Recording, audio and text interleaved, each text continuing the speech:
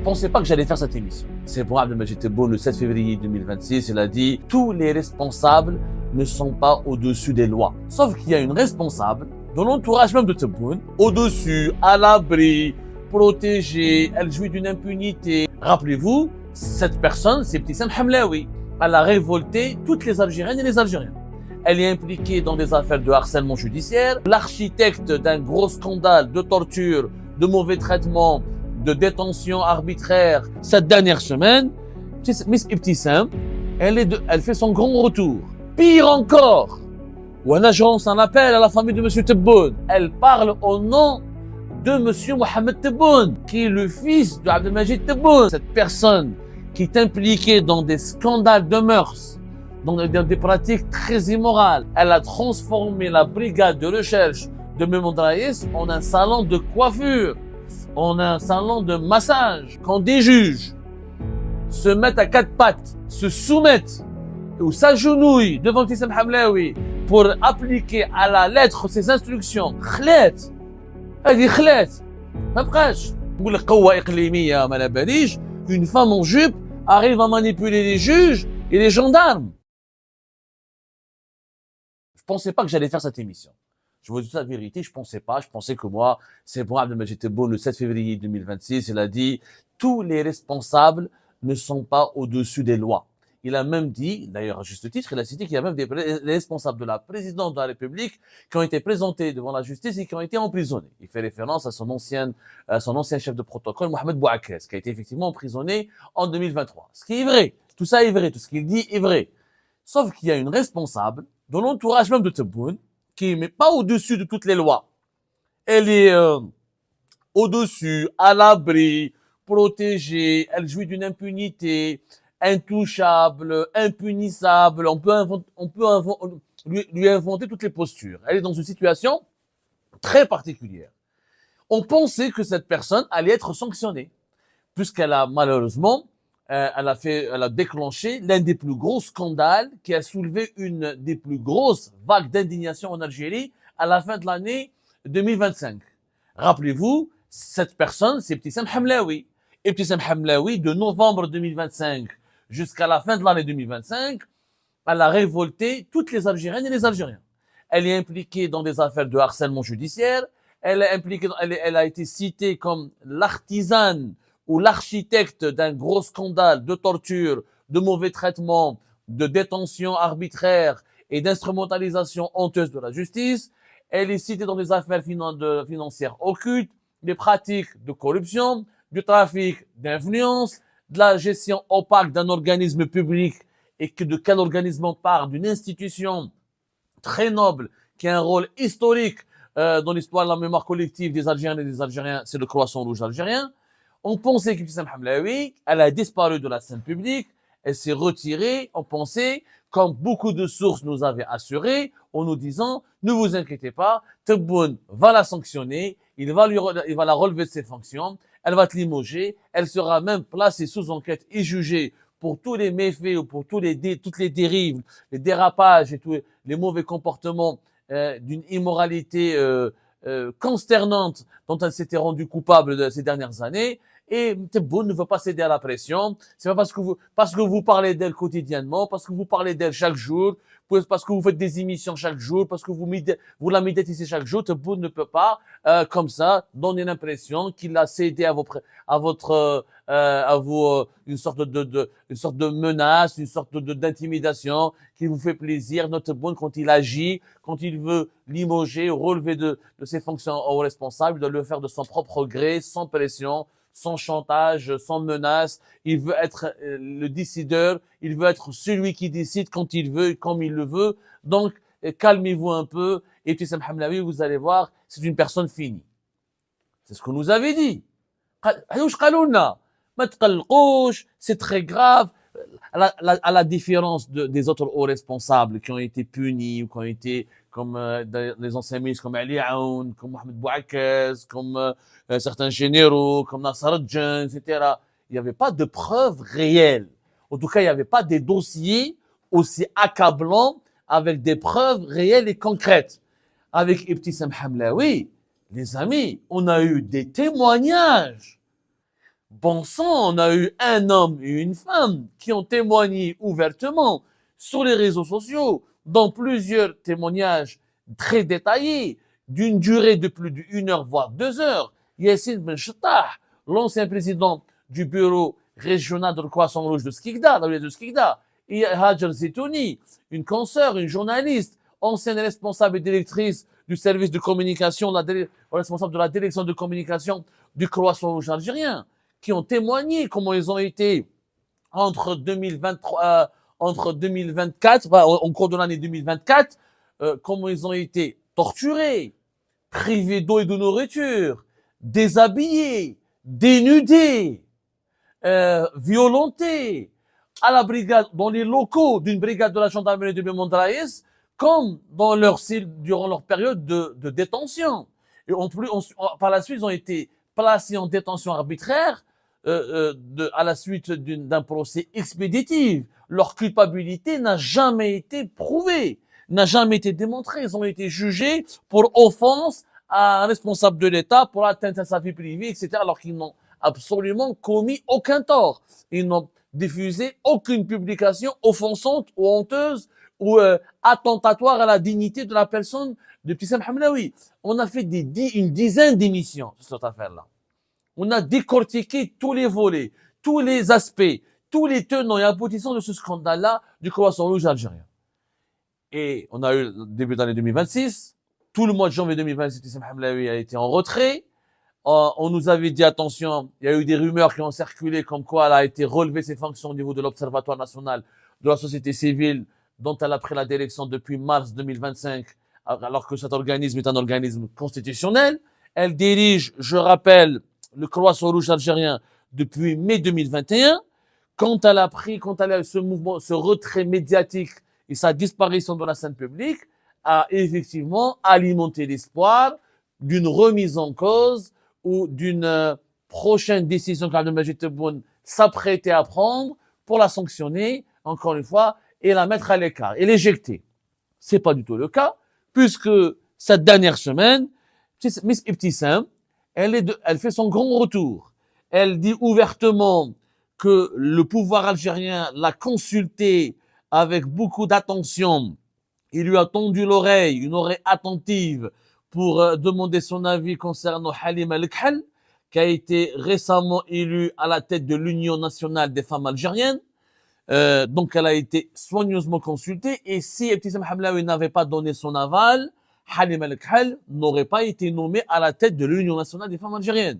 Et c'est pas moi qui dis cela, qui adopte ce discours, ou qui propage ses propos et ses déclarations, c'est Ibtissam Hamlaoui elle-même, qui le dit à son entourage à Alger. Elle a dit textuellement que c'est moi qui a donné l'aval, j'ai été consulté, on a demandé mon avis, on m'a demandé qu'est-ce que tu en penses, est-ce que tu cautionnes, est-ce que tu recommandes cette personne, et à la suite des recommandations d'Ibtissam Hamlaoui, que Halima El-Khal a été nommée à la tête de l'Union nationale des femmes algériennes. Bizarre pour une femme exclue, pour une paria, pour une personne qui devait être sanctionnée et qui devait faire l'objet d'une mise à l'écart. Elle est consultée, choyée, courtisée encore une fois, et ses avis, ses recommandations sont interprétés comme ou vécus comme des ordres, comme des instructions. Pire encore, je lance un appel à la famille de Monsieur Tebboune. Je lance un appel à la famille Tebboune.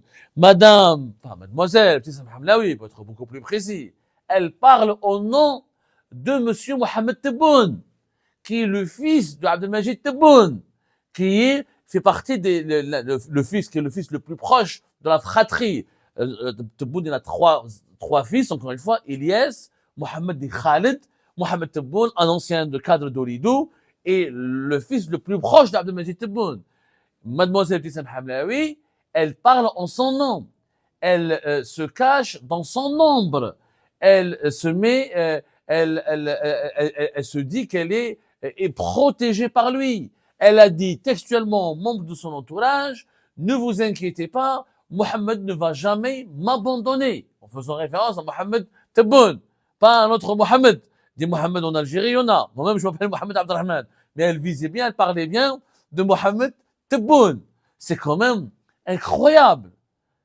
Moi, je lance un appel à la famille Tebboune, cette personne qui est impliquée dans des scandales de mœurs, dans des pratiques très immorales, dans des pratiques, encore une fois, d'harcèlement judiciaire, d'emprisonnement arbitraire, de torture. Elle a transformé la brigade de recherche de Memondraïs en un salon de coiffure, en un salon de massage, en un salon de beauté, totalement dédié à ses services, ou totalement mis à sa disposition. Mais pourquoi les Tebboune veulent absolument protéger cette petite Hamlaoui? Qu'est-ce qu'elle a de particulier? Elle n'a ni compétence, elle n'a ni diplôme, elle n'a ni parcours, elle n'a ni expérience, elle n'a pas de légitimité, ni la popularité. Elle n'a rien qui plaît dans sa faveur. Absolument rien. Mais à part quelques attributs féminins et quelques fréquentations sulfureuses et quelques libertés dont elle a pu se permettre avec quelques plus hauts responsables du pays. Et encore, ça c'est sa vie privée. Vous connaissez nos valeurs, vous connaissez notre engagement, vous connaissez le journalisme que nous pratiquons. Nous, ce qui se passe dans la vie privée, dans la cuisine interne des dirigeants algériens, libre à eux, qu'ils fassent ce qu'ils veulent de leur vie privée. J'ai jamais dénoncé Ibtissam Hamlaoui pour ses fréquentations, pour ses relations intimes avec les hauts responsables du régime Tebboune. Ça, c'est sa vie intime. Elle en fait ce qu'elle veut. Je n'ai pas à la juger. Il n'y a aucune Algérienne, il n'y a aucun Algérien n'a le droit de la juger. Mais là, quand on parle d'un scandale de tort, quand on parle d'un tribunal judiciaire de Memondraïs, privatisé pour être au service d'Ibtissam Hamlaoui, quand des juges se mettent à quatre pattes, ou se soumettent, ou s'agenouillent devant Ibtissam Hamlaoui pour appliquer à la lettre ses instructions concernant les placements sous mandat de dépôt, les condamnations à la prison ferme de ses détracteurs et de ses opposants au sein du Croissant Rouge algérien, quand on voit comment la brigade de Memondraïs, pas de Bebjdid, la brigade de la gendarmerie de Memondraïs, et on a raconté dans nos émissions, on a donné des détails, on a donné les noms, on a raconté les faits, on a décrit les scènes de torture, de violence qui ont été infligées sous la pression à la suite de l'intervention personnelle d'Ibtissam Hamlaoui au plus haut au niveau auprès des responsables de la brigade de recherche de Memondraïs. Ce genre de comportements ne peuvent que nous révolter, nous indigner, nous bouleverser. On ne peut que dénoncer qu'une demoiselle qui devient la marraine, la maîtresse, la gouvernante, la courtisane des institutions les plus sensibles de l'État, خلات هذه خلات ما بقاش نقول لك قوة إقليمية ما باليش une femme en jupe arrive à manipuler les juges et les gendarmes. Mais là, demain, si on entre en guerre face à Israël, mais là, si nous envoie un bataillon de femmes, de jolies femmes, خلاص, l'Algérie sera colonisée. نبيعوا البلاد قاع يبيعوها في زوج دقائق. Il faut dire la vérité. Mais cette femme هذه وحدها ابتسام حملاوي à ce rythme-là, elle va succéder à Tebboune. ايه هاديروها président de la République وصاي. ولا تحكم في les gendarmes, تحكم في la police, تحكم في les services secrets. Personne n'a enquêté sur elle. Il y a des actes de torture. Yassine Ben Chettah, à la fin du au cours du mois de janvier 2026, il est entré, même pas en décembre, il est rentré en Algérie. On en parlait, il était en fuite en Tunisie. Le lanceur d'alerte, le principal déclencheur du scandale d'Ibtissam Hamlaoui, Yassine Ben Chettah, il est rentré en Algérie. Il s'est rendu au service secret algérien. Il a témoigné. Il a apporté ses témoignages. Il a été auditionné pendant des heures et des heures. Pendant des heures et des heures. Il a donné tous les éléments. Il a donné des preuves. Ça s'est passé en novembre 2025. Voilà. Ça s'est passé en novembre 2025. Il s'était rendu après 2 semaines uniquement de cavale en Tunisie. Il a été privé de son passeport. On a appris qu'au mois de janvier, au cours de ce mois de février 2026, il a récupéré son passeport. Mais il n'a fait aucune apparition publique. Il n'a jamais été entendu par un juge. Il n'a jamais été auditionné par la justice. Les informations qu'il avait transmises au service secret ont été rédigées dans des rapports et classées ou cachées dans des tiroirs, rangés par la poussière, couverts par la poussière. Ces documents, j'ai l'impression, en tout cas ces rapports, ont disparu au fin fond des tiroirs, remplis à rabord de multiples directions des services secrets algériens. Est-ce qu'il a repris son travail? Pas à ma connaissance. Est-ce qu'il peut s'exprimer publiquement? Pas à ma connaissance. Est-ce qu'il a été réhabilité? Est-ce qu'il a été indemnisé à la suite des tortures, des souffrances qui ont été infligées, à la suite de la détention arbitraire dont il avait fait l'objet? Pas à ma connaissance. Hajar Zitouni a disparu. Elle était en cavale, elle était en fuite à l'étranger, mais depuis, elle a disparu. Elle n'a donné plus aucun signe de vie. Où est-ce qu'elle est, Hajar Zitouni? Est-ce qu'elle a été arrêtée? Est-ce qu'elle a été interpellée? Est-ce qu'elle est rentrée en Algérie? Est-ce qu'elle a négocié? Est-ce qu'elle a parlé? On n'en a aucune idée. Tout ce qu'on sait, c'est que Ibtissam Hamlaoui est de retour. Elle est de retour. Elle parle, elle évolue, elle se dit encore puissante, elle tire sa puissance de l'ombre de Mohamed Tebboune. Je n'ai pas la preuve que Mohamed Tebboune a une relation avec elle, parce qu'en Algérie, Mohamed Tebboune, tout le monde parle en son nom. Adam Mohamed Tebboune, Saïd Bouteflika. Tout le monde jure au nom de Mohamed Tebboune. Tout le monde parle en son nom.